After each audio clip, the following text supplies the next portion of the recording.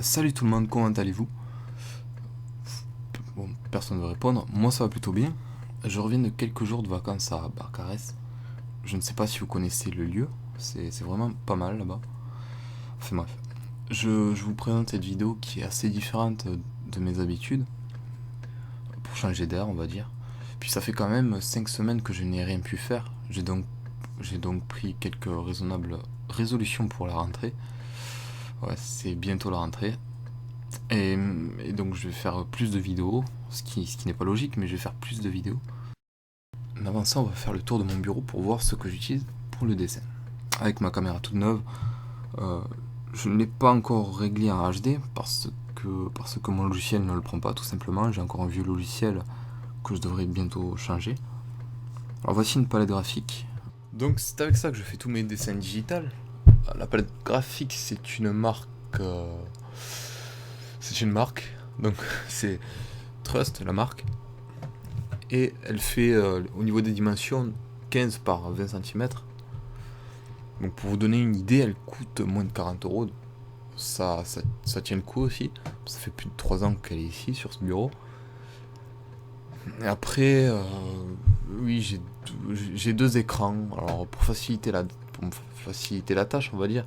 Par exemple, quand je filme un dessin que je fais sur PC, c'est assez pratique d'avoir une image à droite qui te permet de t'inspirer, ou bien tout simplement les outils du logiciel, ou encore le logiciel de film, enfin de filmage, parce qu'il prend aussi de la place. Donc le fait de tout mettre à droite, ça dégage un peu l'écran principal et c'est assez pratique. Niveau logiciel de dessin, j'utilise The GIMP. Je le dis assez souvent dans mes tutoriels. Il est assez simple d'utilisation quand on se contente du matériel de base, c'est-à-dire le crayon, l'estompeur, la gomme, les palettes de couleurs. On a toujours moyen d'agrandir ou de rétrécir les dimensions de l'outil. Et heureusement, on varie la pression des outils grâce à la palette, grâce au stylet. Plus on appuie fort, plus c'est intense, et moins salé, moins on appuie fort. Donc pour parler, je me sers de ce micro. Il est vraiment cool niveau qualité-prix. Bon, je vais pas faire un téléachat non plus. Mais pour ceux qui font des covers, enfin qui chantent ou qui s'enregistrent comme moi, franchement il est vraiment pas mal. Donc pour ceux que ça intéresse, c'est un Blue Yeti. Il a un drôle de nom, mais il est vraiment chouette. Donc on peut en trouver plusieurs. Après il y a plusieurs modes d'enregistrement. Enfin non, je vais laisser tomber le micro. En 2 secondes, je vais vous montrer ce qui se cache dans ma trousse. C'est-à-dire du vieux matériel miteux qu'il faut que je change. D'ailleurs. Mais je vais en racheter car je fais un peu pitié avec. Mais je tiens quand même à vous le citer, enfin vous décrire ce que c'est. En gros, nous avons du pastel, le pastel que j'utilise très très souvent pour les portraits et pour les illusions, donc les dessins généralement réalistes. Le pastel se reflète pas, donc c'est assez pratique pour faire du sombre. Alors qu'avec le crayon, il y a toujours des reflets. Et ça, c'est par rapport à la pierre qui est en fait broyée et reconstituée pour les crayons. Elle est vraiment trop brillante, donc il y a beaucoup de reflets dessus. Et même chose pour le fusain. Et enfin, le fusain, c'est comme le pastel, ça prépare, c'est la même chose. Et quelques estompeurs très importants qui permettent d'estomper, vous l'aurez deviné. Un ou deux crayons HB, un pastel blanc qui n'est pas présent. Il s'est caché, je ne sais où. Et c'est fini, enfin presque. J'ai aussi un chat, c'est très important. Quand il bouge la patte, surtout. En fait, il provoque un bruit persistant, presque strident, vraiment chiant.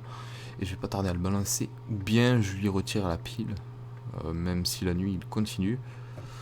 Je le garde, ça fait quelques mois que je l'ai. Il est censé porter bonheur. Vous avez peut-être vu déjà sur ma chaîne YouTube, je l'ai déjà dessiné. Et donc voilà, bon. Sinon, je me suis installé sur The Gimp, le logiciel dont je vous ai parlé.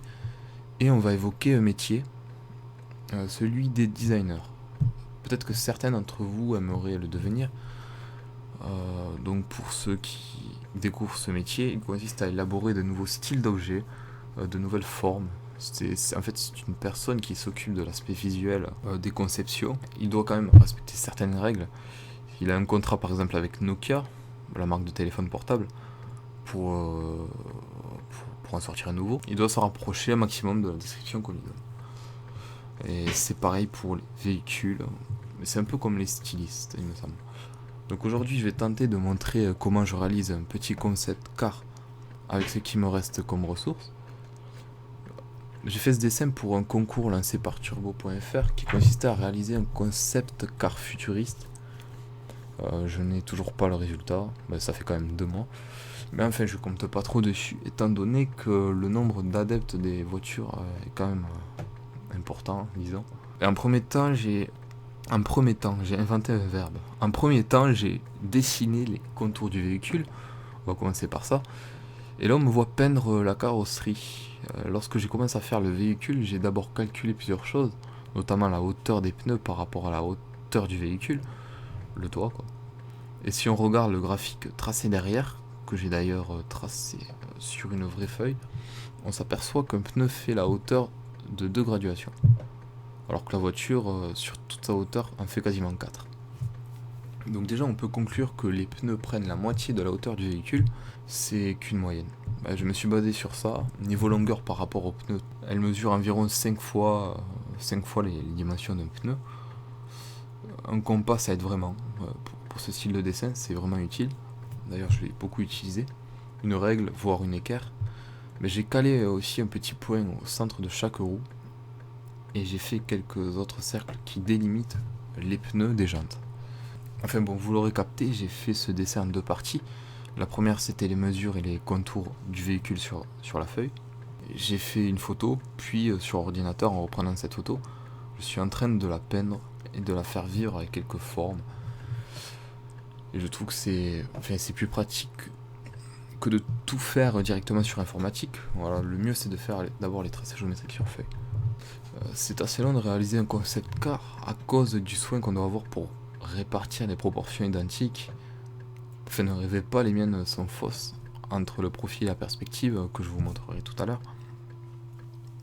Ceux qui m'ont examiné ont dû s'en apercevoir d'ailleurs, c'est peut-être pour ça qu'ils m'ont jamais répondu. Les professionnels utilisent aussi des logiciels 3D pour modeler leurs concepts. J'imagine que c'est très complexe et long pour se familiariser à tout ça, mais il s'agit de l'étape finale qu'un designer a pour devoir de faire.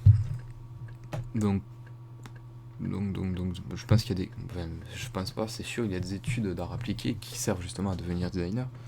Enfin bref.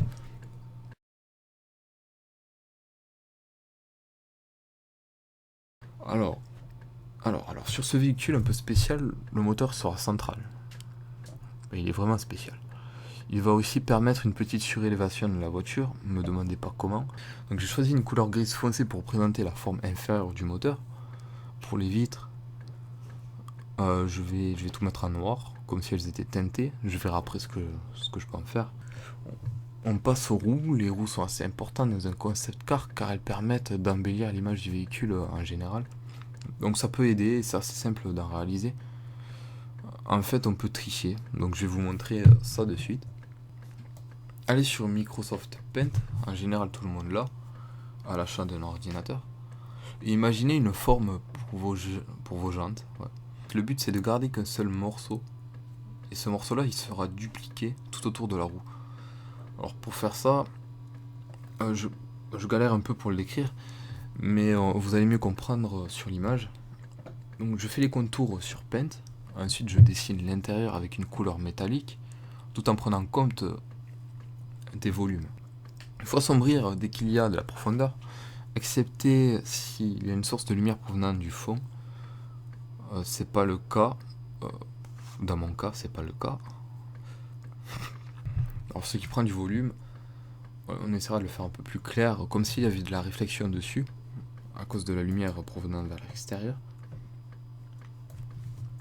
Alors je prends du blanc dans la palette de couleurs, un crayon, et tout doucement je fais apparaître le reflet en appuyant plus ou moins fort avec mon stylet. Alors avec The Gimp, maintenant on va sélectionner les contours de notre figure, on la copie, puis on la colle sur l'autre page, la page où on a commencé à dessiner la voiture. Alors ça marche avec les autres logiciels de dessin, ça je l'ai déjà dit. Une fois que c'est collé, on va rétrécir ou agrandir la figure, la positionner sur notre repère. Il faut bien calculer le coût et on va faire coller, on colle. Ensuite on copie à nouveau cette figure pour la repositionner différemment sur la roue. On va par exemple faire une rotation complète et la positionner juste au-dessus. Je fais une sorte de croix au centre. Et on fait pareil à gauche et à droite, ainsi de suite. Et pour faciliter la tâche, une fois qu'on a oublié quelque chose, c'est qu'entre les jantes, entre ces figures-là, on va tout colorier en noir pour représenter la profondeur. Une fois qu'on a terminé, on peut par exemple copier-coller la roue entière pour faire la seconde. On n'a pas besoin de tout refaire, comme ça on gagne du temps. Et enfin le concept car de profil devient à peu près présentable, donc il nous reste maintenant à proposer un autre angle de vue, c'est-à-dire perspective, ce qui est pas mal lorsqu'on fait des contours. Pour une voiture de profil, c'est qu'on peut facilement faire de jolies choses en tout hasard. Ce que j'ai fait tout à l'heure, c'était même pas calculé, enfin tout à l'heure. Les tracés de base du véhicule étaient un peu fait au hasard, excepté les dimensions des pneus et de la hauteur de la voiture, ainsi que sa largeur. Les formes étaient totalement aléatoires. Avec une règle et un compas, on peut obtenir quelque chose de vraiment sympa. Puis on peut s'inspirer d'autres véhicules, de certaines courbes qui vous intéressent, les reporter, etc. Mais enfin, l'imagination a beaucoup sa place dans cet exercice. Coucou. Et pour la voiture en perspective, je n'ai rien filmé. Je vais juste vous présenter le produit final que j'ai donc présenté au concours. Et vous allez faire les juristes. Non, je n'ai pas envie. Et la vidéo, la première sur les concept cars se terminera. C'est assez court, je pense, mais enfin, j'ai fait ce que j'ai pu, je ne sais pas plus, à vrai dire. Donc voilà l'image complète du fichier. On aperçoit aussi un autre modèle au crayon que j'avais fait au départ, tout en haut. Mais j'ai choisi l'un des deux en fait, puis je me suis lancé. Donc il y a une mini description avec, tant qu'à faire. Et voilà le véhicule en perspective. J'ai tenté de présenter celui de profil, enfin de représenter celui de profil le plus fidèlement possible. Donc voilà, que dire mais en observant, on peut voir que j'ai reporté un maximum de courbes visibles ici en fonction de l'autre, notamment ceux visibles au-dessus des pneus. On peut voir que c'est la même chose en fait. Et de même pour les vitres qui sont finalement restées sous cette forme. En fait, j'ai laissé un petit suspense en vous laissant croire que j'allais modifier, mais j'ai tout laissé quasiment. Et puis voilà, je pense avoir fait le tour du sujet. J'espère que ça va intéresser certaines personnes. Je pense que c'est un très beau métier qui n'est pas non plus inaccessible en France. Et il me semble que dès la troisième au collège, on peut notamment partir vers des études d'art appliqué, ce qui correspond le plus à ce métier en fait. J'ai pas pu y aller, mais bon, ça ne m'empêche pas de m'amuser avec le dessin. Sur ce, je vous souhaite une bonne journée, et n'oubliez pas que vous avez accès à ma chaîne en permanence pour voir mes autres vidéos, vous abonner gratuitement. Enfin, vous abonner en fait, ça sert à être tenu au courant lorsque je sors une nouvelle vidéo, vous l'avez en première page YouTube. Et voilà. Donc à la prochaine et merci beaucoup.